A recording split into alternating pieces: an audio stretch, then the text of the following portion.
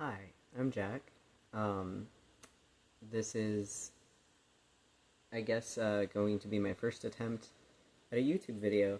Um, I've wanted to upload to YouTube since like 2007, and it's just time to start putting the pen to the paper. I've told a lot of people about the types of videos that I do want to be doing, which is actually retrospectives about certain TV shows. Um, but, I figured I'd start out with a little rough draft of something, and I've been playing The Sims a lot. Unfortunately, The Sims 4, but fortunately for me, I haven't played any of the older ones, so I don't know what I'm missing, and I never intend to. Um, but I have recently started a project where I've been making locations from my recurring dreamscape, which is a map that each time I go back into my dreams is the same exact map. So I've decided to attempt to create the places that I've been. Um, so right now I'm in Newcrest. I don't think I actually have anything in here that's from... Is this it?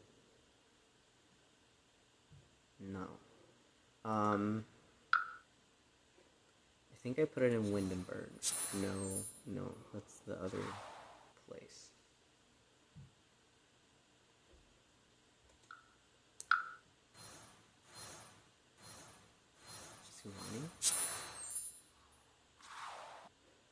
I think it was in Willow Creek, I think.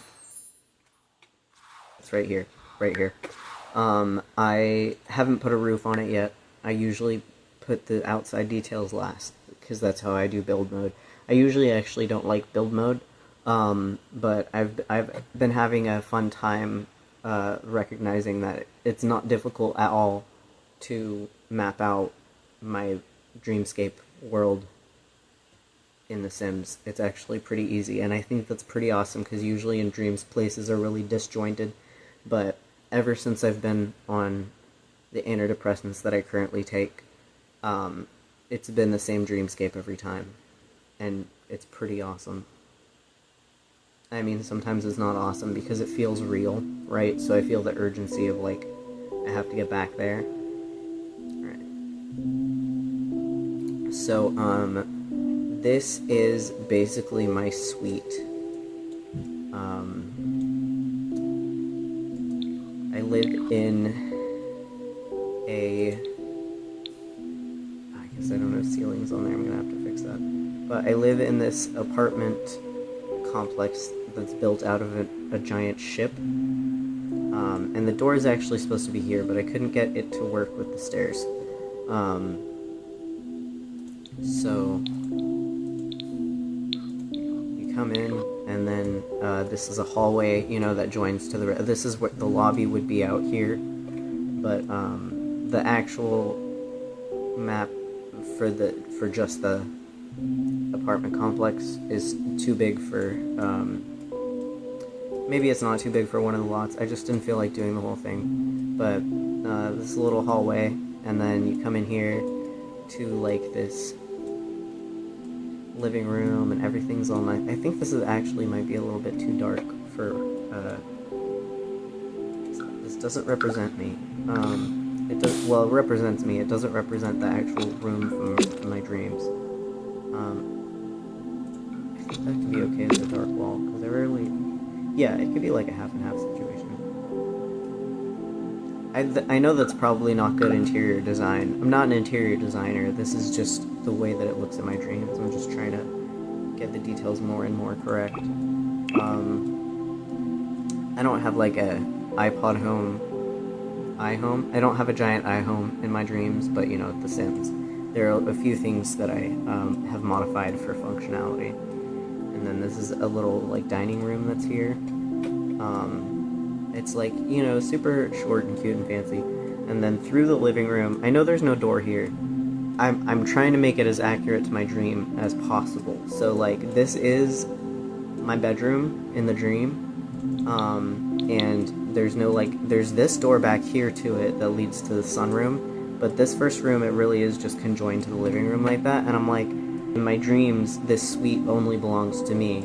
So, that would be fine, right? Because if anybody else is in my house, why would I be asleep?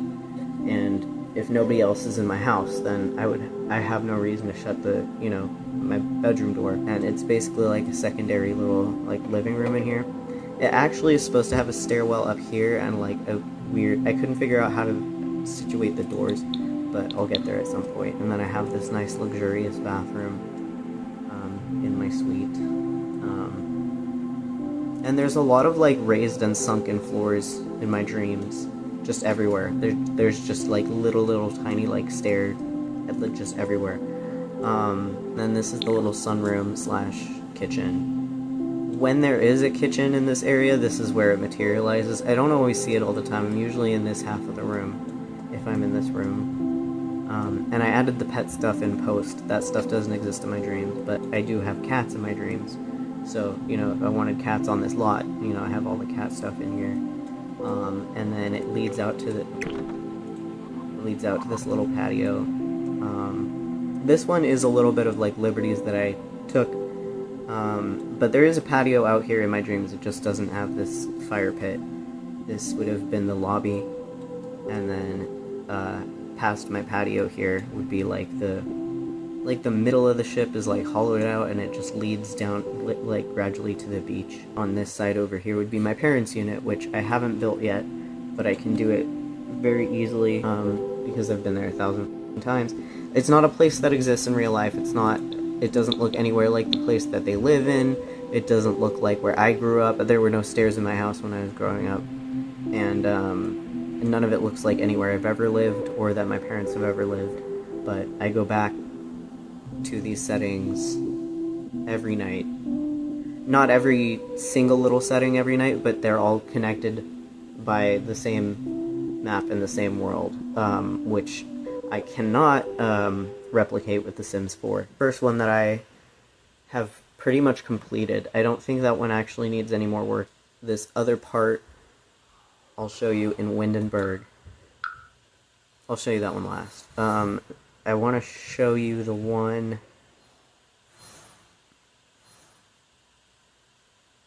in Del Sol Valley.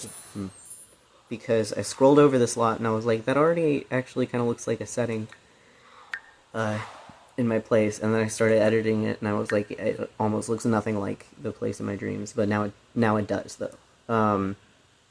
So in my dreams, there's this setting that I refer to as the neighbor's house in my head, because you know how you can, like, you sense the relationships, you sense the relationships inside your dreams, because your dreams are trying to carry a character archetype through who you're interacting with, right? So this house, I feel like it evokes a lot from my childhood, because there's a lot of scenes in this house. I mean, the layout of the house does look a lot like some of the kids' houses that I would visit when I was younger. And in my dreams, whenever I'm at this house, I actually don't know whether or not I'm supposed to be there. Like, within the dream, I feel like I'm not supposed to be there, but I don't know if I was invited or not. I'm just in this house, hoping that somebody doesn't, like, open the door and find me and start yelling at me. But I can't tell. And then there's also this backyard that just has this slope with really patchy grass, and it just slopes right up to this iron fence. And sometimes my friends and I just lay here, and I ride my bike everywhere in my dreams, because my car one day got towed and I never got it back inside my dreams. Once again, it looks like a lot of the houses that I guess I don't have a ceiling here either. I think I need to adjust this porch a little bit, and this is the main room. I haven't decided on a carpet yet, but this is mostly the vibe. I felt like the purple with the crown molding was the best one. I can't remember if that's what it looks like in my dreams, but this feels right. I'll edit it again if I go back into the dreams and that's not right, but there's this awkward, like, it's just one step here. I need to adjust the levels a little bit, because like I said, there's like a bunch of step ups and step downs. So I have this part where you step down into the living room, or the dining room, and then you step back up into the kitchen. This is about as accurate as I could get the dining room. I probably could put this on a bigger property and make this area a little bit bigger. Here's the kitchen. One thing you may notice is the peculiar lighting. I guess this room, that's not that weird. It's kind of like a more subdued, like fancy kind of house. So you get a nice chandelier over here above the grand piano, and then you have the chandelier above the dining table. And then in the kitchen here, the only light that you get is this window, the window from the door, and then the canned lighting above the island. I know exactly whose house this is from when I was growing up. It was a family friend. This part was kind of a pain in the neck because this should have been a half wall, or this part should have been, but now if I do that I have to like redecorate the whole area because it will delete everything, just putting in a half wall. But you come down here, down these steps into the living room and the studio, and the living room is where I prefer to hang out the most in my dreams. So these rugs here are supposed to represent like a pile of blankets, and like just pillows to sit on and stuff to just watch TV, which is another reason why this house feels very like, you know, mentally age regression, kind of like this feels like a place where it just, you know, it really does reflect my childhood of like being in somebody else's home and feeling out of place and feeling like I wasn't really supposed to be there, being unsure of what I'm allowed to do and what I'm not allowed to do. But when I'm here in my dreams, I'm usually in this room, and this is honestly, this canned light is too much light for this room, but the windows are too little, so I have to figure that out. I need to figure out a lamp that goes in here. But this wall, I haven't paid attention to in my dreams. I just figure it's a wall that has a bunch of stuff up here because it does feel very enclosed. You'll notice it's a lot further down than the rest of the house. It's just like a nice little nest here, and it's just got light peeking in and you can see the outside deck. And then there's a little step up here that's like a study. I really enjoyed decorating this part, if you can't tell, but here I've got my little computer desk and my comfort chair and bookshelves and plants and stuff. All of that's in my dreams. And then we have the bathrooms, which I've been to very frequently in my dreams. I have a lot of dreams in bathrooms, which is odd considering I don't really have bathroom issues while I sleep or any other time really. So I'm not really sure what that's about. I feel like it's usually a privacy thing because this one bathroom, this is probably one of my favorite, aside from the one in my suite that's a private one, this is one of my favorite bathrooms, but it's still pretty insecure because this door doesn't lock, and the toilet, as you can see, is right there. But it's nice, cozy little aesthetic. The only lighting in it is the sconces here. In fact, it might be a little bit less lighting than that in the dreams. The shower is completely, the only illumination for the shower bath is those sconces there. It's not a very well lit bathroom or house in general, which I quite like. I find it very soothing in the dreams. But this is the other bathroom. This is conjoined to the room that I usually stay in this house. But as I was building this, I realized that I haven't actually been in there a lot in this house. But this bathroom is a little bit of a more strange setup. The toilet here, as you can see, is at an angle in the corner, and both of the doors, there's two doors that come in. So there's the private bedroom door, but then there's also a hallway door. So obviously the insecurity with that is that I might lock this one, but this one I might have forgotten to lock. That's really what bathrooms, I think, represent in my dreams, is a lack of privacy. And then this is where the bedroom is supposed to be. And it's down this hallway, as you can see, but it hasn't come as readily to my head as all these other rooms. All these other rooms, I was like, yeah, this goes here, and this goes here, and this goes here, and this wall goes here, and this door goes here, and this is the type of windows, and this is the type of doors. All of that has come so readily for me for all these rooms, and this backyard deck that I've never even been out on. I've just seen it through the windows. I don't really know this side of the house too well, and it's a very long house. It's all laid out in a line like this, which not all the other houses are. This is the only one that's laid out longwise like this. And then this is where I would assume is the main bathroom, or bedroom, And I can't really assume that because I know it to be true, because I've cut through here a lot to get into this other sunroom. I guess it was an add-on to the house, patio or whatever, that they kind of use as a storage room now. And there's actually a hole that you can crawl through that takes you underneath into like a garage, like cellar basement area.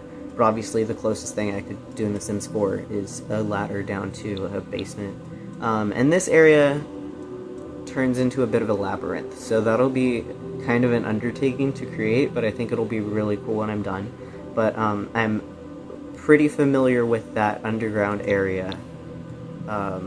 Not necessarily as comfortable as I am with all of these areas, especially this area. It's my favorite. But yeah, so I really like this one. I was just kind of like doing the best that I could on this today before I had to leave. I just sunk hours and hours into this, and I was like, I need to get it out of my head because I can see almost all of it. Other parts of the world are just outdoors areas, so the next one that I'm going to show you, which has been a little bit of a thorn in my side, is almost completely finished.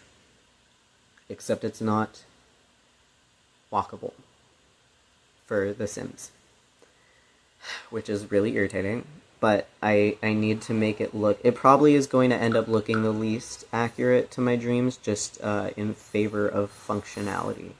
But this is the one that's in Windenburg, and I put it here because it overlooks the coastline. In my head, it's definitely based on Tahoe because I've been there a lot, but it borders this body of water. I guess it is a big lake. This steep grade that you could take jeeps up, and obviously there's no jeeps in The Sims. It's literally a jeep path, specifically, in these dreams. And I'm not like a jeep person. I don't go off-roading or anything like this. But definitely in my dreams, like, the thing to do is take your jeep up this path. And it's this winding path, and it's just through all of these, you know, conifers. And you can bound up there on foot if you want to, because it's your dreams, so you can literally... But Sims can't do that, unless you're a vampire, I guess.